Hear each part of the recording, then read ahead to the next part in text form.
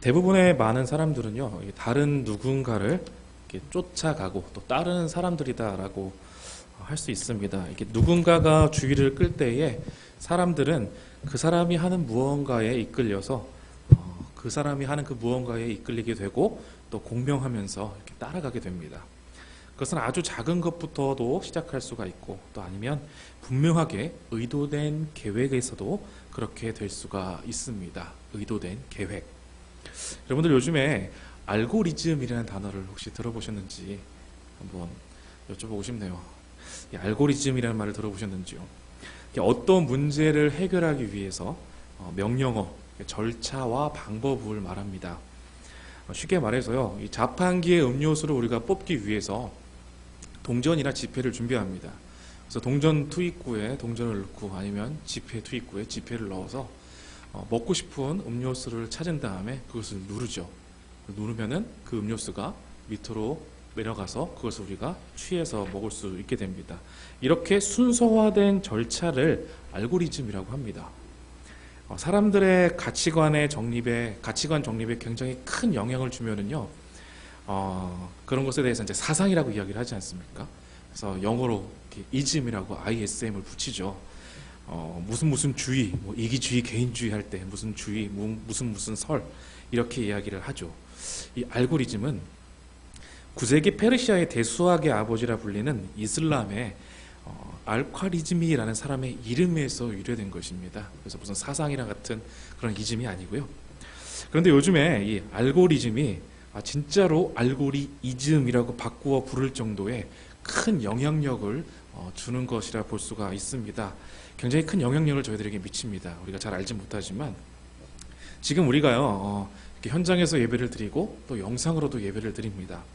우리가 유튜브를 사용하는데 자주 시청하는 채널, 그래서 유튜브 채널을 구독하거나 즐겨찾기를 하면은 그 화면에 바로 등장을 해서 우리가 바로 영상을 볼 수 있게 됩니다. 그런데요, 전혀 알 수 없었던 흥미로워 보이는 영상이 꼬리에 꼬리를 물어가지고요, 추천 영상이라는 것에 계속 이렇게 뜨게 됩니다. 그러면은 계속 그거를 띄워서 시청하도록 유도를 합니다. 이게 젊은 층 아이들은요, 이것을 두고서요, 알고리즘에 의해 동영상을 시청하도록 간택당했다라고 표현을 합니다. 추천 영상이라는 것이요, 지금까지 내가 봐왔던 거, 그리고 내가 지금까지 관련 있었던 그런 주제의 동영상들, 그리고 시청했던 기록을 바탕으로 해서 추천이 되는 그러한 시스템입니다. 그래서 내 관심 분야를 이렇게 살짝 건드려서 계속 볼 수 있게 그렇게 만드는 것입니다. 한국언론진흥재단에서 이 청소년들의 미디어 이용 행태에 대해서 연구를 발표를 한 것이 있습니다. 이 청소년 기본법에 따라서요, 청소년은 9세에서 24세 미만까지가 청소년입니다. 이게 중고등부만 말하는 것은 아닙니다. 이 청소년들이 하루 동안 이용하는 모든 미디어의 이용 시간을 한번 리서치해서 조사를 했습니다. 과연 얼마나 이 청소년들이 이 미디어에 많이 빠져 있을까요? 이 하루에 362.9분을 사용한다고 합니다. 그러니까 약 6시간 정도죠. 97%가 스마트폰을 통해서 이 미디어를 접속을 한다고 합니다. 잠자는 시간을 제외하면요, 하루에 3분의 1을 이 미디어를 이용하게 되는 것이에요. 근데 이런 소비라는 것이요, 조금 전에 말씀드렸던 이 알고리즘, 이 조종에 의해서 이루어지기도 한다는 것을 우리가 알 수 있습니다. 요즘은 또 정보가 굉장히 홍수같이 흘러 넘치죠. 그래서 정보가 굉장히 과잉 시대라고 할 수가 있는데 정말로 많은 내용의 정보들이 쏟아지고 있습니다. 컴퓨터를 하다 보면은요, 내가 검색했던 것, 조금 전에 방문했던 쇼핑몰에서 그 쇼핑몰의 제품, 이런 물건들이 광고 화면에 뜨는 신기한 상황을 우리가 발견할 수 있습니다. 그래서 이런 것은 이제 검색을 했을 때 이 검색 엔진이나 이 SNS 기업 등에 의해서 이제 인공지능 알고리즘이 이렇게 클릭했던 것들, 내가 한번 눌렀던 것들, 이런 것들을 이렇게 추천해 주는 것입니다. 내가 지금까지 관심 있게 살펴봤던 것들, 이렇게 연관된 제품들이 이 우측에 이 사이드바나 이제 인터넷 사이트에 광고로 나오게 하는 엄청난 기술입니다. 이처럼 이 알고리즘이라는 것이요, 내 관심 기반을 전제로 한 송출이라 볼 수 있습니다. 어찌 보면은 이 정보 과잉 시대에 정말로 내가 필요한 것만 이렇게 꼭 집어서 주는 것이니까 되게 효과적이구나, 되게 긍정적으로 이렇게 생각을 할 수도 있습니다. 하지만 그렇지만은 않죠. 이 수없이 올라오는 게시물 중에 이 대충 계속 훑어봅니다. 훑어보면서 나랑 신념이 일치하는 글만 주목해서 보게 됩니다. 맞아, 그렇지, 이렇게 생각을 반복하면서 계속해서 이제 이것을 보게 됩니다. 그리고 좋아요, 구독 뭐 이렇게 누르게 되죠. 처음에는 다양한 생각을 가진 사람들이 주변에 있었지만 계속 이렇게 편협해지고 나와 사상이 맞는 것만 바라보다 보니까 이 순간에, 어느 순간에 이제 주변에 나와 사상이 틀리거나 나와 생각이 틀린 사람들이 글을 보지도 않습니다. 아예 관심도 갖게 되지 않는 것이죠. 생각이 같은 사람들끼리만 서로 정보를 주고받는 그러한 현상이 생기게 됩니다. 그러니까 결국에는 가짜 뉴스가 생겨도 이것을 제대로 분별하기가 어렵게 되는 상황까지 이르게 되는 것입니다. 어떠한 주제에 대해서 계속 똑같은 생각을 가지게 하는 것, 어떠한 특정한 사람의 의견을 계속 주입되게 하는 그런 환경을 열어준다면요, 나도 모르게 이게 정말 맞는 건가 라는 혼란에 빠지게 되는, 이러한 잘못된 생각에 빠지게 되는 패턴을 가질 수 있게 되는 것입니다. 3월이었죠. 지난 3월이었는데요. 국내에 이제 코로나 확진자가 생기기 시작했던 그런 시간이었습니다. 네 번째 확진자가 이 3월 달에 나왔어요. 그래서 굉장히 불안에 떨었던 시기인데, 기억하실지 모르겠어요. 수원의 어떠한 한 고등학생이 보충 수업을 받다가 갑자기 쓰러졌다라는 뉴스를 보도를 했습니다. 근데 알고 보니까 이 사람이 코로나에 감염이 되었다라고 이제 이렇게 계속 뉴스를 퍼뜨렸던 거예요. 나중에 보니까 이 2명의 청소년이 가짜 뉴스를 그렇게 뿌리고 다녔던 것을 볼 수가 있었습니다. 이런 뉴스가 한 가지가 있었고요. 또 다른 한 가지 뉴스가 있었습니다. 우리가 이 당시에 정말 사고 싶어도 못 샀던 것이 뭐죠? 마스크. 이 마스크 판매 상황이나 이 재고를 쉽게 알 수 있도록 이 어플을 개발한 또 한 명의 고등학생이 있습니다. 우리가요, 이렇게 상황에 따라서 무언가 또 누군가를 따른다는 것은요, 굉장히 막강한 그런 파워가 있는 것이라 생각을 해볼 수가 있는 것입니다. 그것은 때때로 스스로에게는 엄청난 결과를 가져오기도 하고 다른 사람에게는 매우 큰 악영향을 끼치기도 한다는 것입니다. 우리는 주님을 따르는 그러한 백성들입니다. 하나님을 따라가고 하나님을 따르고 하나님의 말씀을 따라 살아갑니다. 이것에 막강한 파워가 있다는 것을 증명하는 저와 여러분들 되시기를 바라겠습니다. 세상의 풍조에 이끌려서 이것에 힘을 자랑하는 것이 아니라 하나님을 따름에 있어서 이 막강한 파워가 저와 여러분들의 삶을 통해서 온전히 나타나고 드러나기를 주님의 이름으로 간절히 축복합니다. 이 현 시대적 상황에 발맞춰서요, 누군가는요, 돈과 자신의 명예를 세우는 것에 혈안이 되어 있고, 또 어떠한 누군가는 그럼에도 섬기기 위해서, 그럼에도 나누기 위해서 이러한 예수님의 모습을 드러내고자 하는 사람들이 있습니다. 그래서 이 모습을 다른 무언가를 위한 팬으로서 예수님을 역을하는 모습과, 그리고 예수님을 따르는 제자로서의 모습으로 한번 비춰보려고 합니다. 이 교회 안에서도요, 이러한 팬의 모습 굉장히 쉽게 찾아볼 수가 있습니다. 먼저 이 젊은 세대들이 하는 그런 찬양 집회 혹시 가보셨는지 모르겠지만 가보시면은요, 이런 사람들을 많이 목격할 수 있어요. 특정 집회에 특정 인도자가 특정한 찬양을 했을 때 그 찬양이 크게 은혜가 된다는 거예요. 이 속안에서부터 솟아오르는 감격의 북받침으로 인해서 진짜 하나님을 만나고 하나님의 은혜를 그때 꼭 체험한다는 겁니다. 그래서 입술은 기쁨이 넘치고 하나님을 더 뜨겁게 찬양을 하게 되죠. 물론 그러한 모습 자체가 불경건하다, 거짓되었다라고 일축하는 것은 절대로 아닙니다. 그러나 예수 그리스도를 따르는 신앙의 가치와 나의 만족을 위해 하는 신앙의 행위는 반드시 구분을 할 줄 알아야 된다는 것입니다. 찬양은 지금 우리가 받은 은혜에 대한 감사의 표현이라고 할 수 있습니다. 따라서 찬양이라는 것이 그 자체가 하나의 결과적인 의미를 가지는 것은 아닙니다. 다시 말해서 이 찬양의 행위 자체가 신앙의 이유나 목적이 되어서는 안 된다는 것입니다. 하나님께서요, 홍해를 가르시고 정말 애굽의 막강한 군대들을 물로 쓸어버리셨을 때에 온 이스라엘 백성들 어땠습니까? 악기를 들고서 하나님을 뜨겁게 찬양했습니다. 성경은요, 그들의 찬양 행위 자체가 의미 있다고 보지는 않습니다. 그런데 단 3일 만에 어떤 일이 벌어지죠? 마라의 쓴물 앞에서 이 홍해의 기적을 이루어졌던 이 하나님의 그 은혜를 그냥 시원하게 잊어버립니다. 그 기적의 감흥을 완전하게 잃어버리고 절망과 고통으로 나락으로 떨어지게 됩니다. 그러면서 또 어떠한 모습을 보이냐면은 지도자였던 이 모세를 계속해서 원망을 하게 됩니다. 그들에게 필요한 것은 하나님 앞에서 믿음으로 전진하는 것이었습니다. 광야의 삶을 통해서 그들은 절망 속에서 좌절하지 않고 하나님의 신실하심을 바라보면서 하나님을 의지하는 것을 배우게 되는 것이었습니다. 이 예배라는 것이 하나님께 구원받은 사람이 하나님의 은혜에 반응하는 것이라는 것입니다. 그 반응이 찬양으로, 그 반응이 기도로, 그 반응이 섬김과 헌신으로 나타난다는 것입니다. 이 팬심과 신앙의 가장 큰 차이는 뭐냐면은 그 가치가 하나님께로부터 나느냐 아니면 그 가치가 개인의 욕망으로부터 나느냐라는 것입니다. 이 차이는 예수님을 따르는 목적과 방식에 굉장히 큰 차이를 가져옵니다. 여러분들은 무엇 때문에 예수님을 따르십니까? 왜 예수님을 믿습니까? 이유가 있습니까? 만약 이유가 있다면 그것이 무엇입니까? 우리의 신앙은 어디까지나 그 구원이 원인이죠. 과정이고 또 그것이 결과여야 됩니다. 구원을 원하지 않고 신앙에 대해 말할 수 없는 것이죠.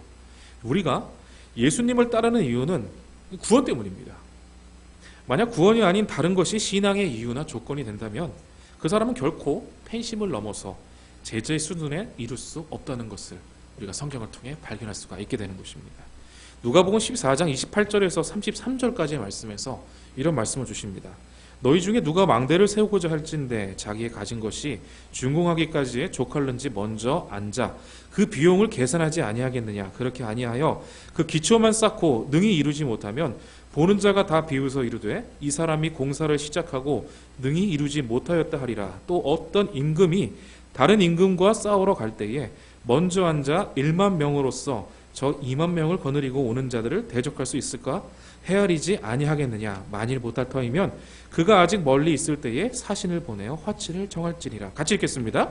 이와 같이 너희 중에 누구든지 자기의 모든 소유를 버리지 아니하면 능히 내 제자가 되지 못하리라. 네, 예수님을 따르던 굉장히 많은 사람들이 있었습니다. 그런데 그 많은 사람들이 모두가 다 예수님의 제자가 되지는 못했습니다. 어떤 이들은 이 율법에 매이게 되었고요. 어떤 이들은 이 물질, 재물에 매이게 되었고 어떤 이들은 이 인간관계에 얽매이게 되었습니다. 그들의 삶에서 예수님의 가치는 최우선이 될 수가 없었던 상황이었습니다. 팬은 자신의 욕구로 누군가를 따르게 됩니다. 그리고 그것을 통해서 자신의 욕구를 실현하거나 해소하려고 드는 것입니다. 예수님께서 그리스도로 이 땅에 오셨을 때에 많은 이스라엘 사람들이요, 우리 주님께서 로마의 압제를 이기시고 새로운 왕국을 건설하기를 바랬습니다.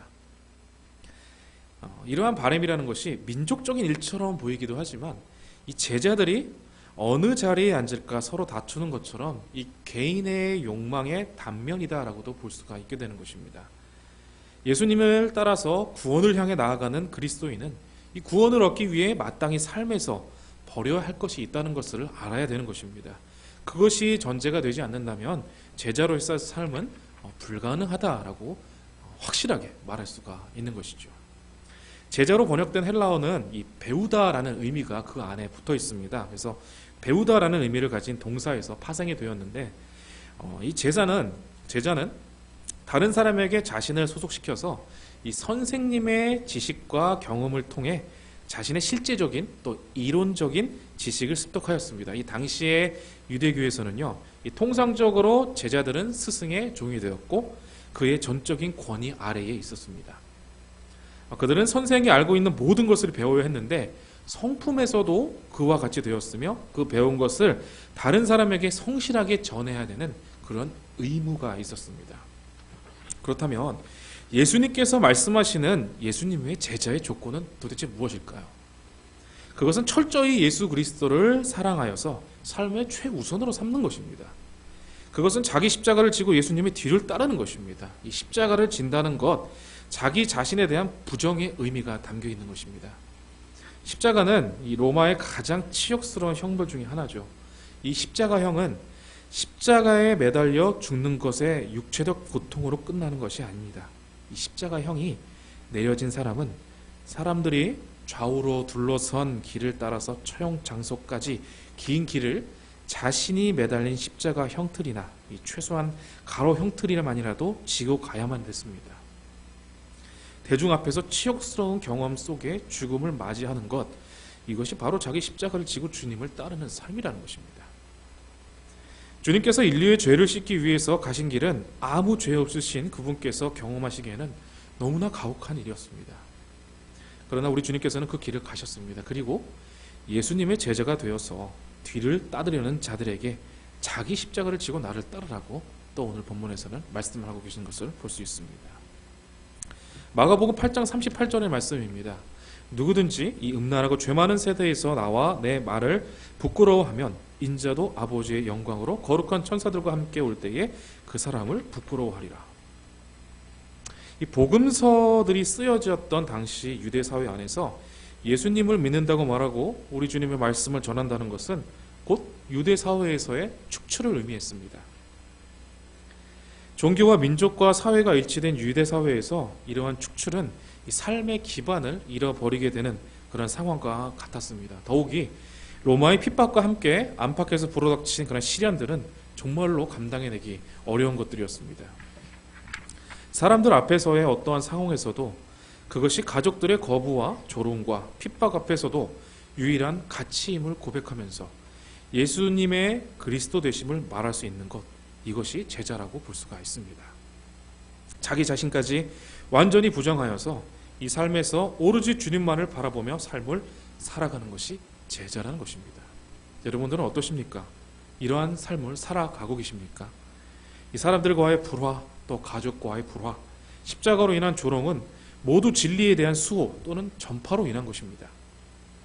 그런데 역설적이게도 이러한 불화를 이기며 관철시키는 진리는 그리스도 예수 안에서 모든 불화를 이겨내고 깨어진 관계를 회복하는 능력이라는 것입니다.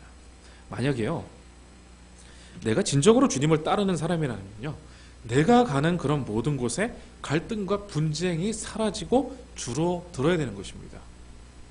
그 사람이 목회자이든 장로님이든 안수 집사님이든 권사님이시든 아무리 유명한 누구든 간에 그 사람으로 인해서 계속해서 사람들 간의 분쟁이 일어난다면요, 한번 돌아봐야 되는 것입니다. 예수님의 제자라고 말할 수 있을까요? 왜냐하면 진정한 그리스도인은 진리 외에 그 어떤 것도 절대적 기준이 되거나 의미를 가지지 못하기 때문입니다. 이 진리가 훼손되지 않는 한 그 어떤 것도 우리는 수용하고 인정할 수 있어야 된다는 것입니다. 우리 지난번에 빌립보서 2장 1절에서 9절까지의 말씀을 이 주일날 말씀을 통해서 한번 들으셨을 텐데 2장 1절 9절은 이렇게 말합니다. 그러므로 그리스도 안에 무슨 권면이나 사랑의 무슨 위로나 성령의 무슨 교제나 긍휼이나 자비가 있거든 마음을 같이하여 같은 사랑을 가지고 뜻을 합하여 한 마음을 품어 아무 일에든지 다툼이나 허용으로 하지 말고 오직 겸손한 마음으로 각각 자기보다 남을 낮게 여기고 각각 자기 일을 돌볼 뿐더러 또한 각각 다른 사람들의 일을 돌보아 나의 기쁨을 충만하게 하라. 너희 안에 이 마음을 품으라. 곧 그리스도 예수의 마음이니 그는 근본 하나님의 본체시나 하나님과 동등됨을 취할 것으로 여기지 아니하시고 오히려 자기를 비워 종의 형체를 가지사 사람들과 같이 되셨고 사람의 모양으로 나타나사 자기를 낮추시고 죽기까지 복종하셨으니 곧 십자가에 죽으심이라. 아멘. 이 권면, 또 위로, 교제, 긍휼, 자비, 아주 좋은 것들입니다. 바울은요, 이러한 것들을 하기 위해서 마음을 같이하고 또 사랑을 가지고 뜻을 합하여 다툼과 허용으로 하지 말아라 라고 말씀을 합니다. 그리고 오직 겸손하게 자신을 낮추고 남을 높이라 라고 말을 합니다. 그러면서 이렇게 하기 위해서 우리 안에 그리스도 예수의 마음을 품으라 라고 말씀을 합니다. 하나님의 본체이시나 하나님과 동등됨을 취하지 않으셨다라고 말씀을 합니다. 이 말씀이 무슨 뜻일까요? 예수님께서는 성자 하나님이십니다. 그러나 그분은 공생의 삶 동안 단 한순간도 성자 하나님으로서 말씀을 하시거나 권능을 나타내신 적이 없습니다. 오로지 아버지 하나님의 말씀을 전하고 아버지 하나님의 뜻을 따라서 사역을 하시고 십자가를 지셨으며 성령 하나님의 충만함으로 이적을 보이셨습니다. 예수님의 공생에는 단순히 하나님이 인간이 되어 살다가 죽으신 것이 아니라 철저하게 자신을 내려놓고 철저하게 순종하는 삶을 사신 것이죠. 정말로 쉽지 않은 삶입니다. 잡히시던 날밤 주님은 내 아버지와 만일 할만하시거든 이 잔을 내게서 지나가게 하옵소서, 그러나 나의 원대로 마시옵고 아버지의 원대로 하옵소서라고 기도하시는 그런 모습도 우리가 성경을 통해서 바라보지 않았습니까? 현대는 이 물질 만능주의라 볼 수 있습니다. 어찌 보면은요, 교회에 오는 것을 백화점 쇼핑하는 것처럼 생각하는 것들이 현대인의 생각이 아닐까도 한번 생각을 해봤습니다. 편안한 의자, 또 좋은 시설, 그리고 넓은 주차장과 그리고 듣기 좋은 말씀, 그리고 오케스트라 같은 성가대, 그러면서 봉사는 하지 않아도 되고 남을 섬길 필요도 없는 교회. 도대체 말씀을 통해서 사람들을 하나님께 맞추는 것이 아니라 사람들에게 맞춰진 말씀을 전하는 것이 정말 무슨 의미가 있는지 정말로 모르겠습니다. 그러나 그러한 사역들, 이러한 사역들이요, 정말 수많은 팬들을 양성하는 것 같습니다. 하지만 이런 의미 없는 말씀들은 절대로 제자를 양성하고 양육할 수는 없을 것이라 생각이 듭니다. 우리의 삶을 한번 돌아보시면서요, 우리가 지적으로나 심적으로 이렇게 자극을 통해 만족하는 팬인지, 아니면 모든 삶의 가치를 십자가 앞에서 부정하면서 예수 그리스도 안에서 하나님의 말씀만을 따르는 삶을 살아가는 제자인지 한번 가슴에 손을 얹고 우리가 한번 생각을 해봐야 되는 문제가 아닐까 말씀을 드리고자 합니다. 만약 우리가 진짜 제자라면 지금 거추장스럽게 달려있는 이 자존심이라는 것들, 이 알량한 고집으로 인한 그런 관계의 모든 어려움들을 털어버리시기를 축복합니다. 이것이 깨끗해져야 모든 관계 속에서 예수님의 제자의 모습을 나타내고 드러낼 수 있다는 것입니다. 십자가를 지고 스스로를 부정하고 낮추면서 주님의 뒤를 쫓아가는 순종의 백성들이 되시기를 바랍니다. 가장 기본적인 것들이죠. 정말로 가장 기본적인 것들이고 정말로 익히 많이 들었던 것들입니다. 근데 정말로 이게 삶으로 나타내는 것은 쉽지 않은 것을 우리가 발견하게 됩니다. 매번 같은 말씀을 듣고 또 매번 같은 상황에서 매번 같은 찔림을 받는다는 것은 그래도 그나마 고무적이지 않을까 생각을 해봅니다. 우리에게 주신 말씀이 정말로 되뇌이게 되는 똑같은 말씀이 계속 이어진다면 다시 한번 점검해 보시는 그런 지혜 있는 백성이 되시기 바라겠습니다. 찔림과 도전이라는 것이 은혜라고도 표현한 자들도 있습니다. 찔림이 있을 때, 또 같은 소리가 계속 반복해서 들릴 때에 그것이 정말 주님께서 내게 주시는 음성이구나 라고 생각할 수 있는 그러한 저와 여러분들의 삶이 되시기를 주님의 이름으로 축복합니다. 이 제자로서 한 걸음을 내딛는, 이 제자로서 한 걸음을 내딛는 것, 이런 것을 인정하는 것이고 이런 상황에서 돌이키는 것입니다. 우리의 삶에서 감사의 온전한 회복과 우리의 삶에서 찔림을 통한 회개, 주님께서 주시는 은혜에 대해서 다시금 돌이키는 그런 순종의 이 세 가지가 정말 우리 삶에서 일어나야 되는 것인데 정말로 쉽지 않죠. 정말로 너무 세상에 너무 만연되어 있고 또 다른 좋은 곳을 쫓아가는 그런 우리의 모습들이 너무도 많이 보이는 것 같습니다. 오늘의 말씀을 다시 한번 우리 마음 가운데 새기셔서 주님을 따라가는 참된 제자의 발걸음으로 서시기를 주님의 이름으로 축복합니다. 우리는 팬이 아닙니다. 그냥 열광하고 우리 주님을 그냥 기뻐하는 그러한 팬으로서 그치는 자들이 되는 것이 아니라 우리는 모두가 그리스도의 제자입니다. 제자로서의 삶에, 제자로서의 모습, 제자로서의 그런 향기를 내뿜으시는 저와 여러분들의 삶이 되시기를 다시 한번 주님의 이름으로 간절히 축원합니다. 우리 한번